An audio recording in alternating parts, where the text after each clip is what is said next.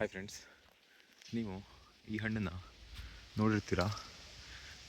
ಇದು ಬೇರೆ ವೆರೈಟಿದು water apple.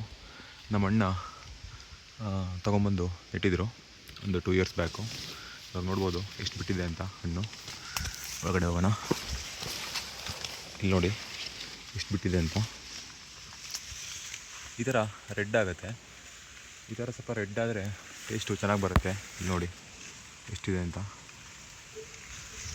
ಇವಾಗ ಈ ಥರ ರೆಡ್ ಆದರೆ ಸ್ವಲ್ಪ ಚೆನ್ನಾಗಿ ಬರುತ್ತೆ. ಇನ್ನೂ ಸ್ವಲ್ಪ ರೆಡ್ ಆಗುತ್ತೆ ಇದು. ಇವಾಗ ಇದನ್ನೊಂದು ಕೊಯ್ಕೊಂಡು ತಿನ್ನೋಣ ಹೆಂಗಿದೆ ಟೇಸ್ಟು ಅಂತ.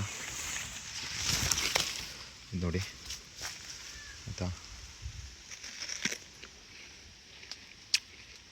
ಈ ಥರ ಇರುತ್ತೆ. ಒಳಗಡೆ ಚಿಕ್ಕ ಬೀಜ ಇರುತ್ತೆ. ಟೇಸ್ಟು ಸಖತ್ತಾಗಿರುತ್ತೆ. ನೋಡ್ಬೋದು ನೀವು. ಇಲ್ಲೆಲ್ಲ ಯಾವುದೋ ಹಕ್ಕಿ ತಿಂದಿದೆ. ಇಲ್ಲೂ ನೋಡ್ಬೋದು ಯಾವುದೋ ಹಕ್ಕಿ ತಿಂದಿದೆ. ಈ ಥರ ಒಂದು ಗಿಡ ಇದ್ದರೆ ಏನಿಲ್ಲ ಅಂದರೆ ಒಂದು 200 ಹಣ್ಣಂತೂ ಆರಾಮ್ಸೆ ಈಸಿಲಿ ಬಿಡುತ್ತೆ. ನೋಡಿ ತುಂಬ ಬಿಡುತ್ತೆ. ನೋಡಿ ಕೆಳಗಡೆ ಎಷ್ಟು ಬಿದ್ದಿದೆ ಅಂತ.